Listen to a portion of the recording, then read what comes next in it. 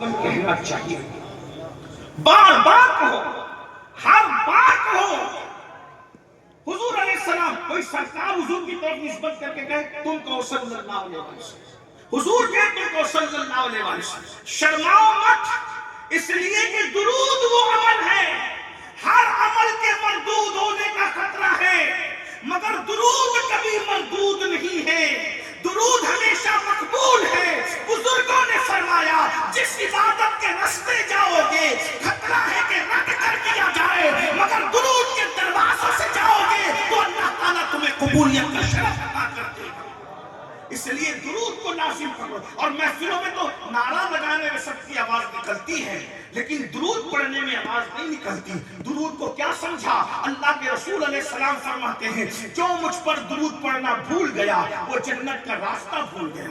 لوگ ہم سے کہتے ہیں حضور کے دیدار کا کوئی وظیفہ ہے، میں نے کہا درود سے بڑا کوئی وظیفہ دیدار رسول کا نہیں۔ لوگ کہتے ہیں مدینہ منورہ جانا ہے، دولت نہیں ہے۔ اے میری قوم کے جوانوں، کوئی دولت سے مدینے نہیں جاتا، بلکہ حضور کی عزت سے مدینہ منورہ جاتا ہے، حضور کی عطا سے جاتا ہے۔ جسے چاہا در پہ بلا دیا، جسے چاہا اپنا بنا لیا، یہ بڑے کرم کے ہے فیصلے، یہ بڑے نصیب کی بات ہے۔ اگر مدینہ منورہ جانا چاہتے ہو کثرت سے درود پڑھا کرو۔ ایک بات بتاؤں، زبان میں تاثیر ہوگی، درود پڑھو، چہرے چمکیں گے، درود پڑھو، اولاد فرما بردار ہوگی، درود پڑھو، مصیبتیں ٹلے گی، درود پڑھو۔ یہ کام کوئی کام بگڑنے نہیں دیتا، بگڑی بھی بنا دیتا ہے۔ سبنا میں محمد، حضور کا نام لیا کرو، حضور پہ درود پڑھا کرو، کم سے کم 500 مرتبہ ہر امتی ضرور درود پڑھا کرے۔ پتا ہے آپ کو 500 مرتبہ درود پڑھنے میں صرف 10 منٹ لگتے ہیں۔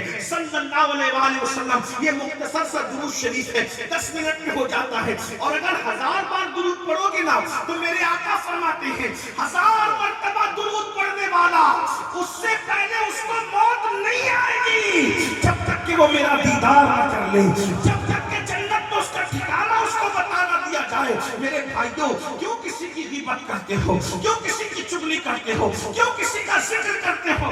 اپنی محفل میں کسی اور کا ذکر کرنے کی بجائے اپنے محبوب کا ذکر کیا کرو۔ آپ کو پتا ہے سلطان محمود غزنوی، ان کے انتقال کے بعد برسوں بعد ان کی قبر کھلی تو کفن بھی میلا نہیں ہوا تھا، تو لوگوں کو پتا چلا یہ بادشاہ ہو کر اس وقت تک سوتا نہیں تھا جب تک 1000 مرتبہ مصطفیٰ جان رحمت پہ درود نہیں پڑھ لیتا تھا۔ یاد رکھنا، جو کثرت سے درود پڑھے گا اس کا کفن بھی میلا نہیں ہوگا، جو کثرت سے درود پڑھے گا اس کی قبر کی مٹی اس کے جسم کو نہیں کھائے گی۔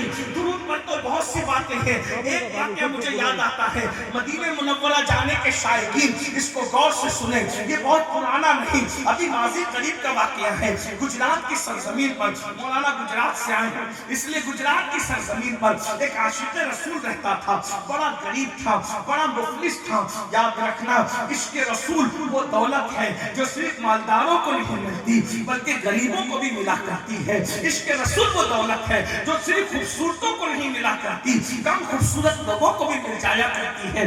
عشق رسول وہ دولت ہے جو صرف پڑھے لکھے لوگوں کو نہیں ملتی، ان پڑھ لوگوں کو بھی مل جایا کرتی ہے۔ ایک بات اور عرض کر دوں، عشق رسول صرف متقی لوگوں کو ملا نہیں کرتی بلکہ عشق رسول وہ دولت ہے کبھی کم متقی لوگوں کو بھی مل جاتی ہے۔ اور یاد رکھنا، جسے عشق مصطفیٰ مل گیا اسے خیر کثیر مل گیا۔ عشق سے بڑی دنیا کی کوئی دولت ہے ہی نہیں، بلکہ یہ سن لیں جو عاشق رسول بن جاتا ہے وہ فرشتوں کے آگے نکل جاتا ہے۔ جہاں فرشتوں کی حدیں پرواز ختم ہو جاتی ہے، کبھی کبھی عاشق اس کے آگے نکل جاتا ہے۔ یہ تو اپنا ہے حوصلہ، یہ تو اپنی اپنی اڑان ہے۔ کوئی تھک کے رہ گیا بام تک، کوئی کشا سے گزر گیا۔ حضور پہ درود پڑھا کرو۔ وہ سنگ تراش تھا، سنگ تراش سمجھتے ہو یعنی پتھر تراشنے والا۔ درود شریف کی کتاب ہے جس کا نام دلائل الخیرات ہے، اس کو پوری دلائل الخیرات زبانی یاد ہے۔